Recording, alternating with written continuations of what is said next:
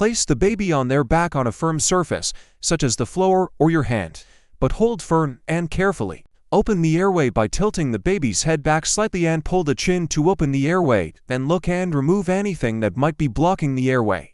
Place 2 fingers in the center of the chest. Apply strong pressure to the chest by pushing down. Remember, the baby's life is in danger. Push strongly. Now do it 30 times quick and forceful. On my count, ready, start. 1, 2, 3, 4, 5, 6, 7, 8, 9, 10, again.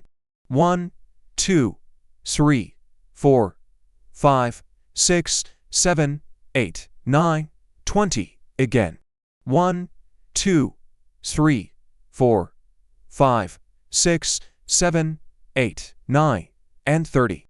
Now do rescue breaths, starting by pulling the chin down to open the mouth and the baby's head back. Place your lips over the baby's mouth and nose combined. Gently blow into their mouth until you see their chest rise, then stop and allow the chest to fall. Do the rescue breaths twice. If the baby does not start breathing, continue the cycle of 30 chest compressions and to rescue breaths.